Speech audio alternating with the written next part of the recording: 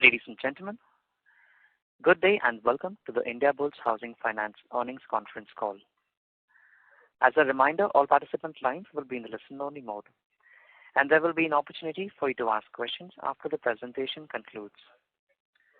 Should you need assistance during the conference call, please signal an operator by pressing star then 0 on your touchtone phone. Please note that this conference is being recorded. To discuss the financial performance of INDIABULLS Housing Finance and to address your queries, we have with us Mr. Gagan Banga, Vice Chairman, MD and CEO, Mr. Ramnath Shenoy, Head IR and Analytics, Mr. Sachin Chaudhary, Chief Operating Officer, Mr. Mukesh Garg, Chief Financial Officer, Mr. Ashwin Malik, Head Treasury, Mr. Hemal Zaveri, Head Banking, Mr. Vikesh Gandhi, Head Markets. I now hand the conference over to Mr. Gagan Banga. Thank you, and over to you, sir. Thank you. A very good day to all of you, and welcome to the Q3 Fiscal 23 earnings call. Our overreaching theme and the takeaways we want to leave with you all are as following. Point number 1, our asset-light model is working and firing on all cylinders. Point number 2, balance sheet is a fortress balance sheet with strong capital levels. We continue to de-risk the wholesale book. We have created very, very deep provision pools. So the net worth and the book value per share is extremely well fortified.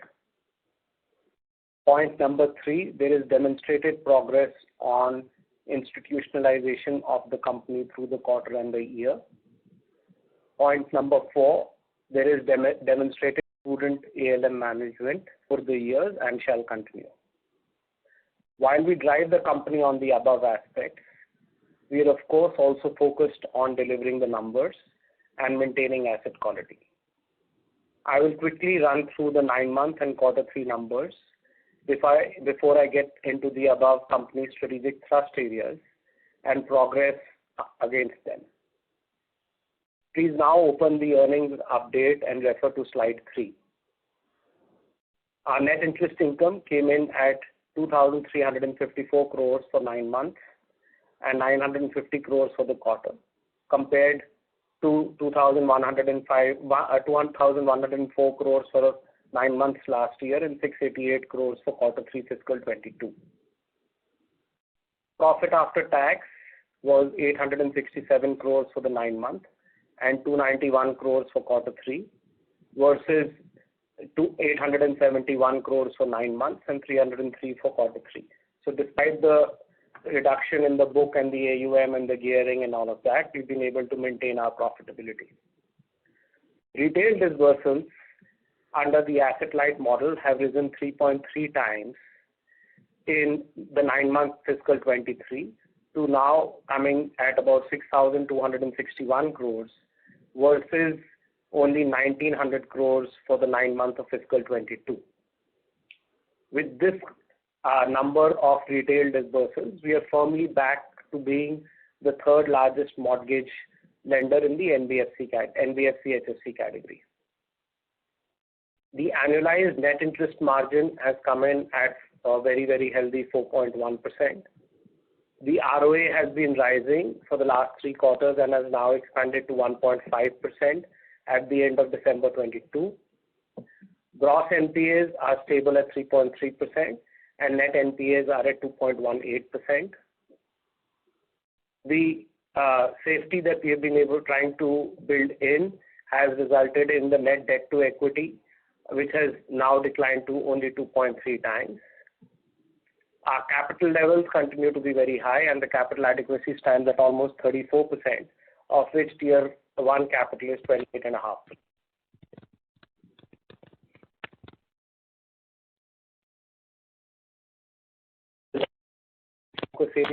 Action points within each. As I said, retail lending would continue to be our growth engine. Along with our banking partners, we continue to grow the retail AUM in an asset-light model by originating under co-lending arrangements and selling down loans. co-lending and loans sold down used to be only 10% of our liabilities mix at the start of the NBFC crisis in India, which was Q3 fiscal 18. Today, that number has increased to 33% of our AUM. And this increase makes this part of the balance sheet as granular as it gets. The repayments are coterminous to the loan, and it signifies the transformation of the company from a asset-heavy model where a lot of capital was put to work to a smart origination machine which is focusing on low-cost, high-tech origination versus looking around for more and more capital. We will sustain the present 3% plus ROA on this business while ensuring high-quality assets. We are also using this time to continue to strengthen our strategic sourcing relationships with our partner banks. We have already achieved tech integration with most. The balance would be achieved by the end of the fiscal. And over the course of the next 3 to 4 months, our 7 partner banking relationships will also expand to 10 banking relationships. In the background, we are also expanding our reach in terms of physical distribution and have increased our branch network by almost 60 branches. And we are continuing to grow our manpower as our disbursements continue to grow with a 6-month lag. So if we hire today, 6 months later, we start getting the benefits of that from a productive sales employee. The second very important area, and this is something that I would like to spend some time on today, is the continuous de-risking that we are achieving by running down our wholesale book. And in some ways, Q3 was an extremely important quarter just by the virtue of very specific progress that we could achieve in Q3. We have in the past and continue to on an ongoing basis, we have been entering into structured deals to make sure that all the projects which are funded by us continue to achieve last mile financing. Banks are hesitant to extend financing for project completion, so we continue to get funding for project completion through structured finance. And as a result, several of our projects which have been detailed in the slides have already achieved occupancy certificate. As is well known, the real estate cycle has bounced back, but it is occupancy certificate received buildings which are seeing all the sales traction. So we are clearly benefiting from that. Wherever projects are stuck, we continue to onboard joint development partners to make sure that the projects get completed. The steps which we have taken over the last 4 years are now bearing fruit as inventory is now getting completed. Our projects are receiving OCs, which is occupancy certificate. Cash flow has started getting generated, which is repaying the loans. And over the course of the next 2 years, by virtue of loan repayments, I expect material rundown in the wholesale book to continue. Most importantly, through Q3, we've also been able to achieve breakthrough in several of the high-risk projects running into several hundreds of crores, which were forming part of our stage 2 assets. And we have completely received monies from 2 large exposures that we had in the National Capital Region, which were stage 2 assets for the last 2 to 3 years.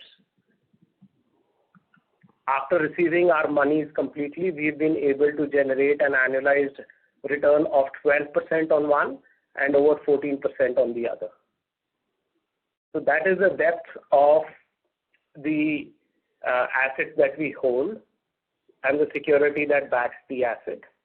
And this area of focus will, in the short term, impact that the AUM will rapidly run down on the wholesale side. As I've been mentioning in the past few calls, retail is scaling up. It's up 3.3 times in terms of disbursements year-on-year, but it can possibly scale up at a level where this rundown is offset.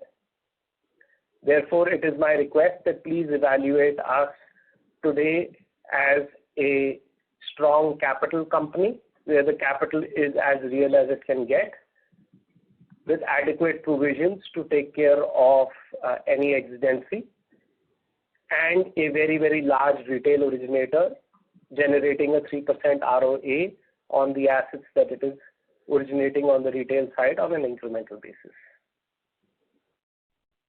The third area of focus is continuous proactive ALM management. We do this by maintaining adequate liquidity between what's on balance sheet and undrawn lines.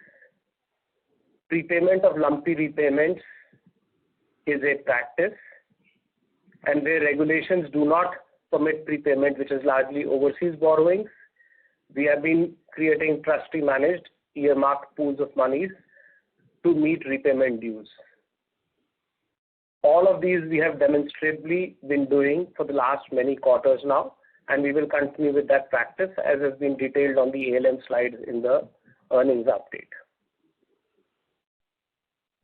Lastly, we continue to focus on the institutionalization of the company and moving it away from an entrepreneurial setup to a completely institutionalized setup. We have been taking definitive steps to transform the company into a board-run, professionally managed institution. A step in this is depromoterization. I am happy to inform that now we have received all requisite approvals from shareholders, bankers, regulators, etc. And before 31st March 2023, this process will be completed. We are in the process of communicating all the approvals to the stock exchanges, and they should be doing this reclassification of the founder promoter to a public shareholder very, very shortly, certainly before the end of the fiscal. As we move forward on depromoterization, and it is now a certainty, the management team and the board is also working out on the simplification of the company's structure, which is the parent OpCo and the few subsidiaries that we have. We are doing a reorganization such that the structure reflects the fact that we only want to do two types of business, which is retail origination business and via our AIF wholesale origination business. Before the end of the fiscal, we will announce the reorganization to this effect also. And the marketing team has undertaken a rebranding exercise for the company, which will reflect our institutionalized character as well as our retail focus towards doing mortgage lending. All three of these initiatives, which is depromoterization, reorganization, such that we are a larger, more capital efficient structure, as well as a rebranded structure, we should be able to make timeline announcements to this effect.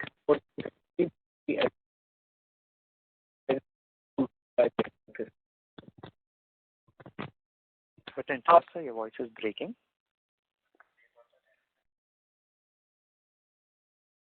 Ladies and gentlemen, we request you all to please remain connected while we reconnect. Since we have lost the line from Mr. Gagan Banga, please remain connected. Thank you.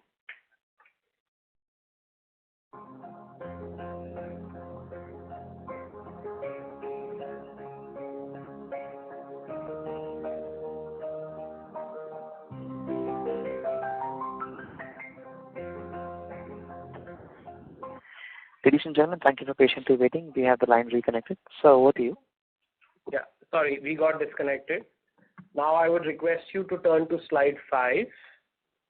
In the 9 months of this financial year, we have disbursed a total of 6,261 crores of retail loans.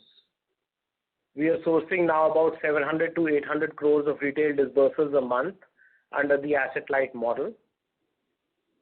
This makes us firmly the third largest originator after HDFC and LIC Housing in the retail mortgage origination space amongst NBFCs and HFCs. This has come to be the mainstay of our retail business. 33% of our AUM is supported by CLM and loan sell downs, which is up from 10% 5 years ago at the end of Q3 fiscal 18. The asset-light model is both ROA as well as ROE accretive, since through the cycle only 20% of the loans are retained on our books while we continue to earn on the entire 100%. We have access to vast co-terminus resource pools of the banks, and thus the constraint of having to raise monies on our balance sheet and fund loan growth is something we are now free of without having any ALM risk.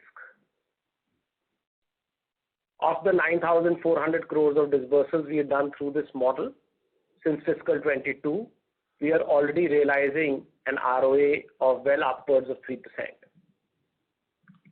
As you can also see on the slide, the average credit bureau, which is CIBIL score, and average ticket size, the sourcing is happening in the prime segment. We are not in the mysterious affordable housing segment, as it's called, which is low ticket size lending. We do prime lending. We do it with high quality banks. And this is high quality loans, which is reflected in the delinquency, which is all of 10 basis points for these loans that we have sourced since fiscal 22, which are generating us 3% ROA, but the 90 plus delinquency is all of 10 basis points.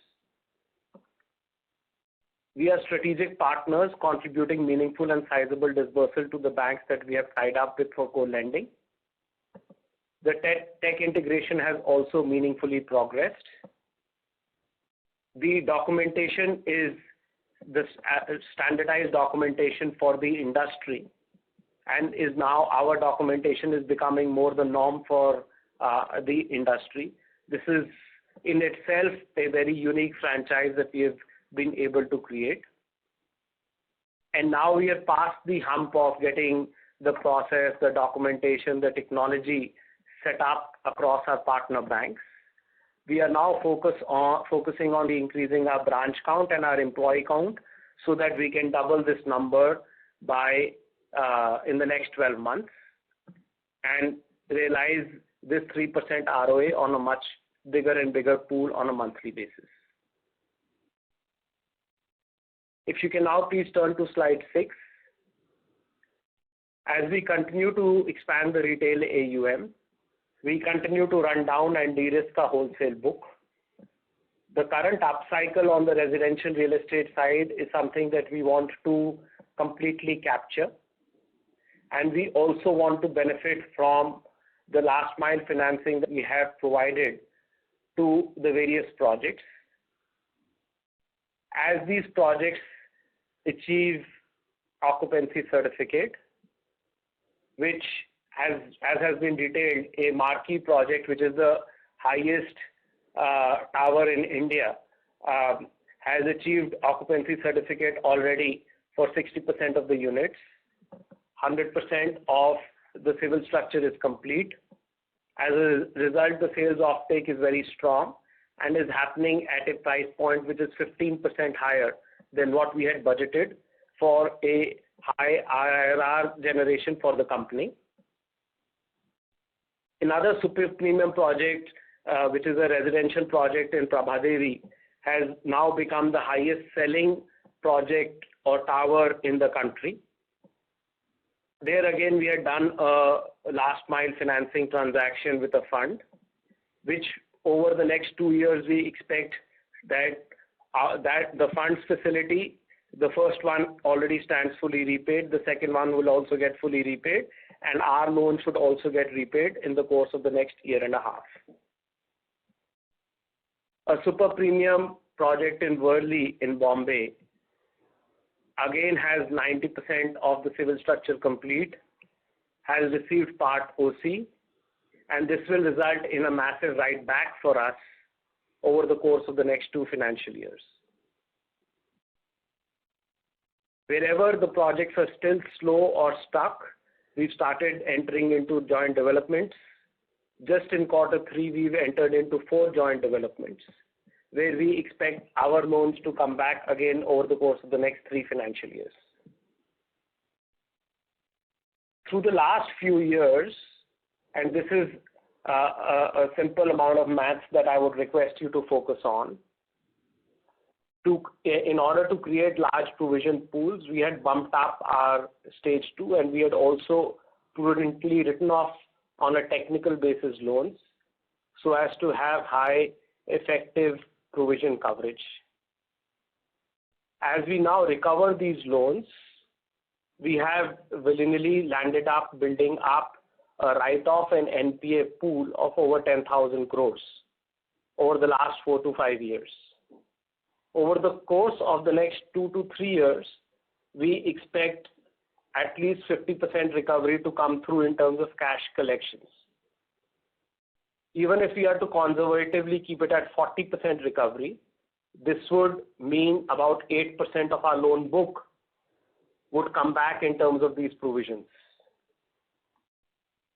If we add to this the provisions that we otherwise also carry, then in total we have a total provision and implied provision pool adding up to 11.6%. Now on the other side, if we look at our stage 2 loans, at the end of December 21, our stage 2 loans were nearly 22,000 crores. At the end of December 22, the stage 2 loans have declined by 17,400 crores and now stand at all of 4,520 crores.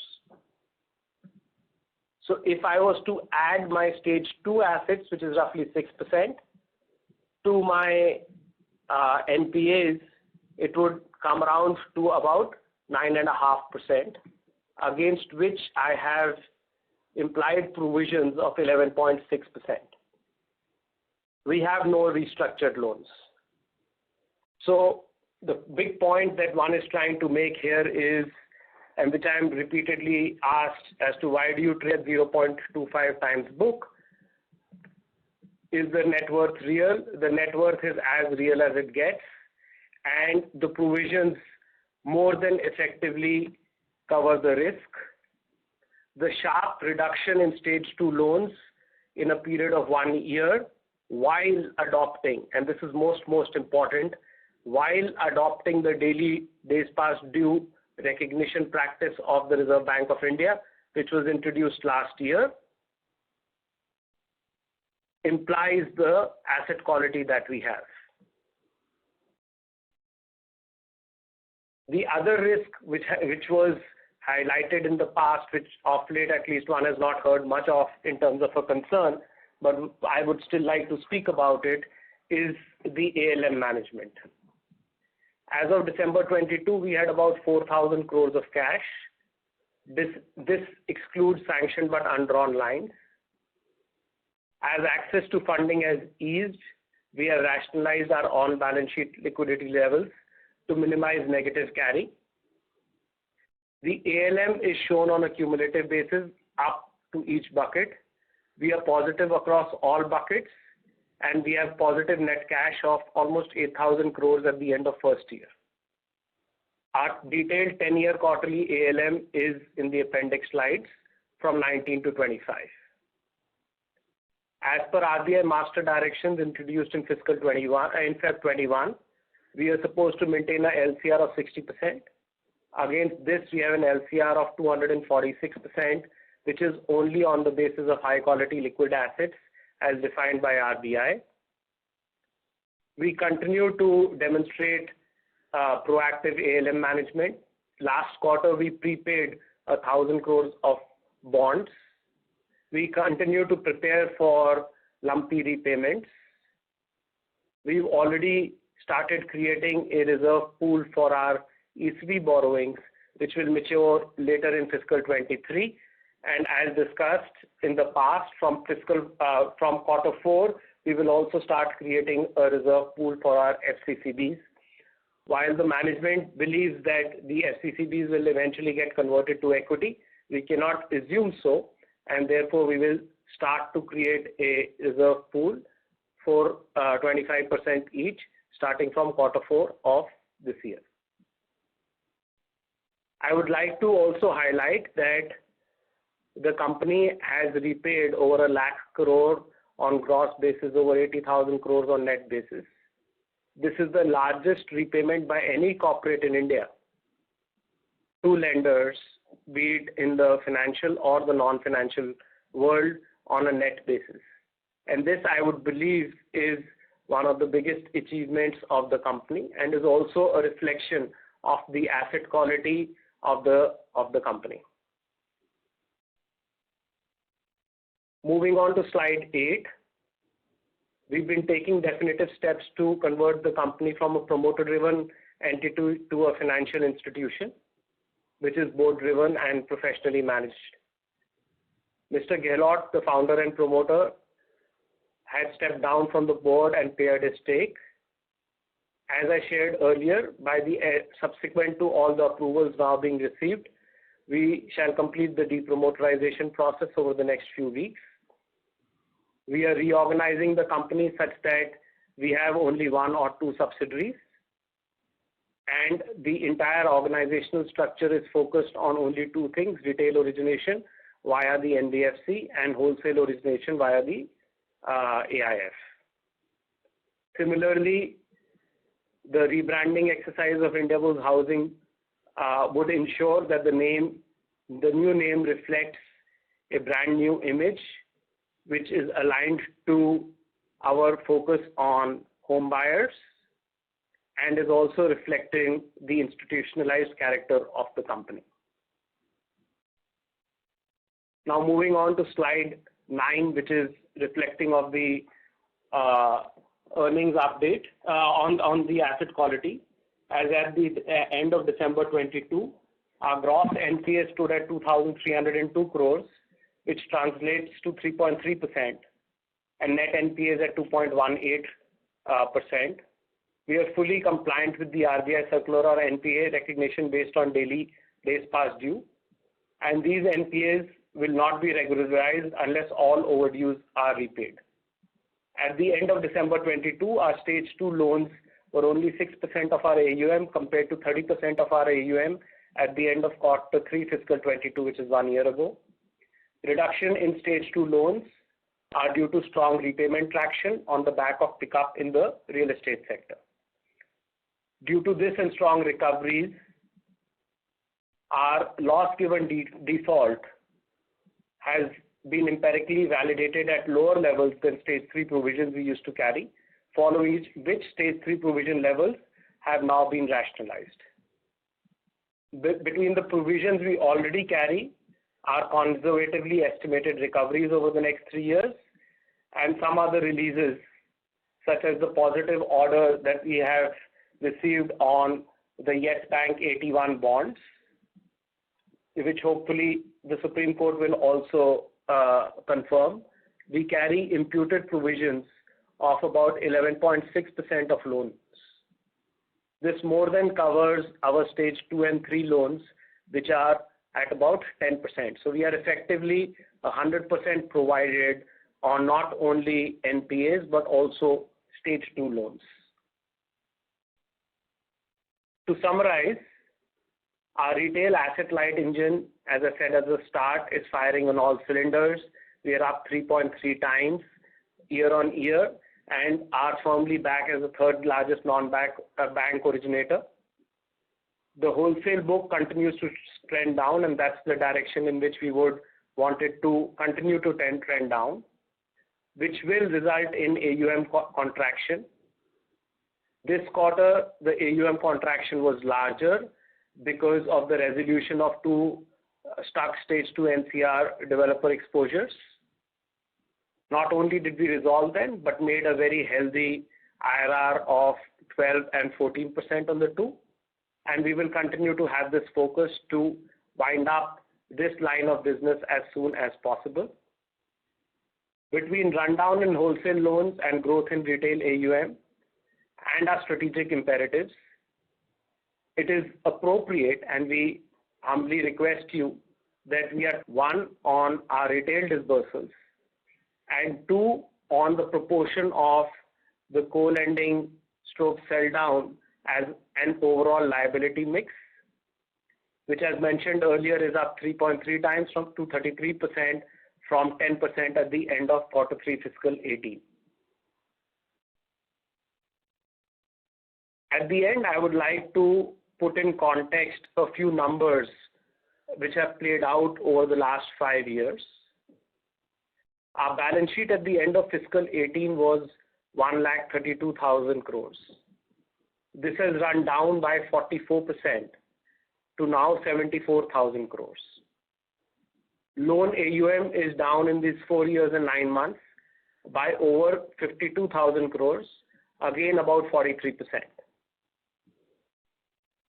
Despite this rundown, despite COVID, we actually see that our net worth is up 21% or by 3,000 crores from 14,000 crores odd to 17,269 crores at the end of Q3 fiscal 23. So we've done all of this rundown, which included classifying loans as NPAs, write-offs, whatnot. Yet we have not eaten into our net worth, and our net worth has actually gone up by about 21% or by roughly 3,200 crores. While our balance sheet is from just last year, our balance sheet is down by 8,000 crores, and why last year is relevant is because in the last 1 year the new RBI circular has kicked in, and it was expected that there would be a large bump up in NPAs. Our net worth has again gone up by 800 crores. And our NPAs have gone down from 2,350 crores to 2,302 crores as we speak. Most importantly, our stage 2 plus 3 loans are down from 32.8% to 9.7% at the end of Q3. These stage 2 plus 3 loans of 9.7% are fully covered by implied provisions of 11.6%. And to just put this period since March 2018 in context, we have in this period undergone over 15 inspections by regulators and other statutory bodies, fully adopted much stricter NPA recognition, gone through a raging COVID pandemic, transformed the company given the unprecedented liquidity squeeze for non-banks, and achieved the highest possible, highest ever repayment done by a corporate in India of close to 1 lakh crores. We've gone through a perfect storm, and this has been far more tougher than the most stringent stress tests that we could have possibly gone through in the good times.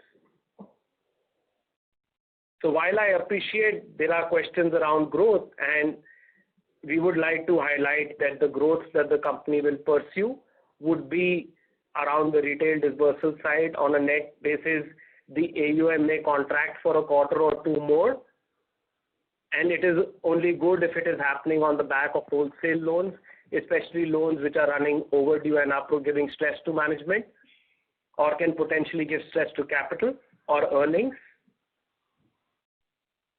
The often asked question about how real is the net worth and thus is the book value per share real. By all the numbers that I have run you through, I hope the implication in this question, which is that will we have to face significant write-downs from the wholesale book, is today once and for all completely closed out. The real estate sector is supporting us, and the book value is as real can be, and only can go up from these levels. Our ratings have all been revalidated over the course of the last 3 to 4 months. The overarching theme that we would like to continue to highlight is that we are fully focusing on growing our retail engine while maintaining the discipline of a fortress balance sheet. That was the update for the quarter. With this, we are open now for questions. Thank you very much. We will now begin the question and answer session. Anyone who wishes to ask a question may press star and one on their touchtone telephone. If you wish to remove yourself from the question queue, you may press star and two. Participants are requested to use handsets while asking a question. Ladies and gentlemen, we will wait for a moment while the question queue assembles.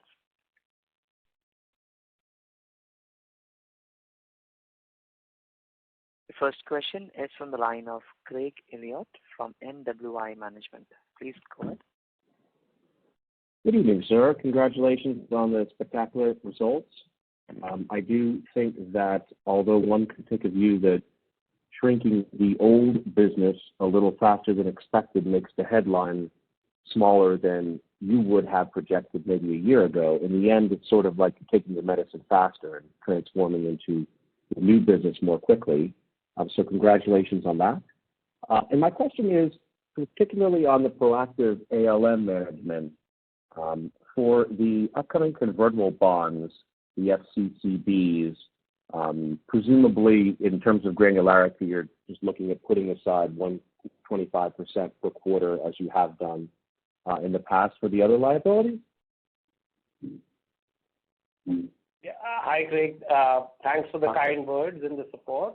As I mentioned in my comments, and we've also detailed in the earning deck, we would continue with that practice. So the second tranche for the ECB, as well as the first tranche for the FCCB, would get created by the time that the full year results are announced. So effectively in quarter 4, we will end up creating both of these, the second tranche for the ECB and the first tranche for the FCCB, and shall communicate to the trustee of each of those instruments after having created that. As management, we still expect that given all the transformation that the company is doing, in due course, by the time that the actual maturity of the FCCB comes, it would get converted into equity, but that can't be a presumption since it is not. So we will create this reserve. Thank you very much. Thank you. The next question is from the line of Gautam Prasad from Deutsche Bank. Please go ahead. Yes, thank you for taking my question. Actually, the question that Craig asked, so it's already answered. But once again, congratulations on our strong set of results. Thank you. I'm sorry, I did not get the question. Just a moment, I'll unmute him. He mentioned that his questions were answered. Okay, all right. Thank you. Thank you. The next question is from the line of Vikram Damani from Damani Securities. Please go ahead. Hi, good evening. Am I audible? Yes, sir. Yes, Vikram. Hi. So, couple of questions. First is, recently there were a couple of news articles suggesting resolution of ambient small loans. One was 1,500 and one was 450 crores respectively. So, are these accurate, and were these assets NPA or standard? If you could just throw some light on that. When can we expect the funds if it's true, that sort of thing? So it's very difficult for, as per guidelines, we can't be commenting on specific exposures, but we've already stated that there was a stubborn stage 2 NCR real estate asset, which has been completely taken care of and has generated us an IRR of a little over 12%. So, so I hope the question is answered. Just is that in Q2 or sorry, in the last quarter or this quarter? If you can just clarify that. Last quarter. Okay. What was your outstanding wholesale book on 31st December? it would be about 30% of loan book and about 20% of AUM. Okay, thank you. And last question, just a bookkeeping question. This net gain on derecognition of financial instruments, the number that has spiked quarter-on-quarter, could you throw some more light on this? Like, what is this, and is this a sustainable number? Sort of thing? We securitize assets, and as per the INDIAS or IFRS guidelines, this is a model that is created. So IFRS is actually very liberal in that if we do a 30-year loan and we are expected to earn over 30 years, we should be upfronting that income. We have a more conservative model. So as we do more and more CLM, and as we do more and more securitization, this number will keep going steadily up. As and when the company is going to do a reference rate change, the entire back book will also get repriced. So there would be an occasional quarter in which it would be a larger number than just the flow number coming from new business. But because one is very comfortable that year on year, from last year to this year, we've grown at 330% in terms of disbursements. As the base becomes bigger, over the next 12 months, we will grow at least 200 to 250%. So quarter 3, we will disburse at least 2 to 2.5 times of what we've disbursed in quarter 3 this year. As we do that, we should be able to ensure that whatever is marginal one-off this time, because we did a repricing of our loans in line with the repo rate increase, we should, even without a rate increase, we should be able to manage that just on a flow basis. Oh, great. So in terms of, can I look at it this way, that we are running down the existing book, but this income will sort of compensate since we are transferring most to third parties in the subsequent quarters? That is correct. So as long as the company keeps disbursing, this will be steady state. Good to know. Thank you so much, and all the best. Thank you. Thank you. The next question is on the line of Saurav Sharma from ASK Capital. Please go ahead. Hello. Yes, please go to the question. Yeah, am I audible? Yes, you are. Hi, Gagan. There are a few queries in last 14 months since Samir has exited his stake. Your first thing in first few presentations, you talk about NSE Prime. From last 2 quarters, we don't see any update on NSE Prime. Are you going for it or not, or you have dropped the plan? No, we are completely going for it. We have already applied. We believe we are more than qualifying for each of the criteria laid down. I think NSE itself has not progressed on NSE Prime to the best of my knowledge, which is why I have not been updated on what is going on. Whatever we could do, we have done as far as NSE Prime is concerned. And I believe if there is to be an NSE Prime index, then we will be there. Okay, fair. Second question, you talked about the AIF in last presentation. You mentioned that one approval you have got with the fund house and another you applied.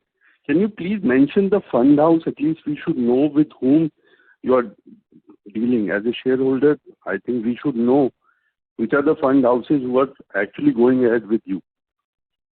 So we have to do NDAs till the time that we don't start drawing capital. Just on the basis of getting a SEBI approval does not mean that we are doing business together. We have to start drawing capital.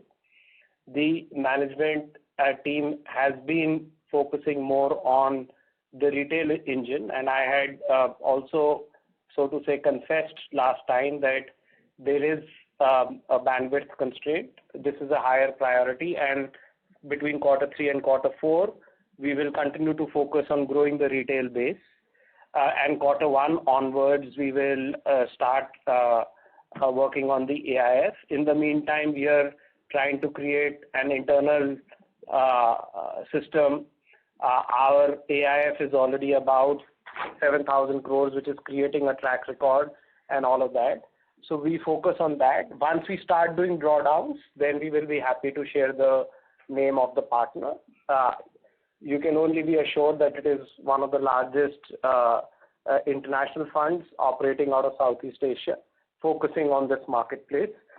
And we have done business with them in the past, in the process of having raised around 14,000 crores of monies through structured transactions. They have been one of our most vital partners, and some of the last mile financing that they have done has also been recently reported in the press as projects that were successfully closed. So it is that confidence which gives them and us the hope that this will become in the long term very good business, especially as the wholesale financing space completely gets vacated with the HDFC Bank merger, perhaps also going through next fiscal. So next fiscal is some time that we will start focusing on this, and I'll be happy to share the details at that time. Okay, fair. Last question. You committed that 10% AUM growth. You are left with only 45 days for this year. Are we on track of 10% AUM growth for this year? No, we are not. We are running down the wholesale book, so we will continue, which is what I've been saying for the last 2 quarters. We thought that we will grow the AUM. We will not be able to grow the AUM. We will grow the retail AUM by much higher than 10%, but we will degrow the wholesale book very, very meaningfully, and that is strategically for us a far bigger objective than achieving in the short-term AUM growth. So AUM growth for fiscal 23 will not happen. So we would end up with a flat AUM in terms of growth? No, we will end up with at least a 15% lower AUM. Okay, fair. That's all from my side. Thank you. The next question is from the line of Rahul Dari, as an individual investor. Please go ahead. Good evening, sir. Hello. Good evening. Yes, please go ahead. Sir, company, why is not give the dividend last year and present year? Why not give dividend? So, Rahul, you may have you may be aware that over the course of the last 2 years, the Reserve Bank of India has come up with new guidelines, which basically are making NBFCs to be similarly regulated as banks, and a variety of aspects, including dividends, are now regulated by the Reserve Bank of India. Late last year, they also classified certain NBFCs on the basis of their size as upper layer NBFCs, which will have bank-like regulation and supervision. In the long term, this is very, very advantageous to the company because in financial services, we are sort of supposed to be entities which are operating as the epitome of trust. And the tighter the regulation, the higher the supervision, the more trust our counterparties have. The short-term pain in that is that we have to evolve our business models so that we fall in line with whatever are the ongoing policies of the Reserve Bank of India.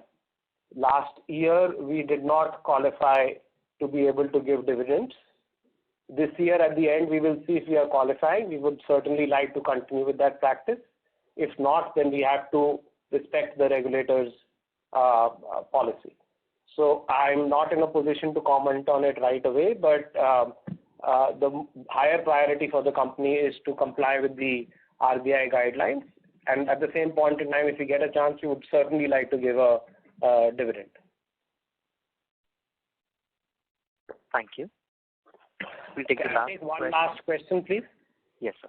We'll take the last question from the line of Vikram Damani from Damani Securities. Please go ahead. Hi, Yogan. Thanks for the follow-up. So just following up on our previous question, now if we had some decent recovery from the NCR loans, I would have thought that we could have possibly had some write back on the PL, but we also have additional 266 crore impairment. So have we increased the PCR? I mean, it's quite a large chunk at play here. So just for some question, please. So Vikram, as I mentioned, these are stage 2 assets and not stage 3 assets. Mm-hmm. Our overall stage 2 has come off quite significantly in the course of the last 1 year. But in order to be remaining adequately provided, we continue to keep provisions. We have to release provisions as stage 2 comes off. So we have to continue to pile up on write-offs. We also have to reduce our stage 3 provisions because on the basis of the recoveries that we are doing, the loss given default is not justifying even 15% stage 3 provisions. So we can't continue to have the 40% that we were holding. We have to have lower. And thankfully, there is a base that's set by the Reserve Bank, so we are being able to float just higher, just marginally above the base.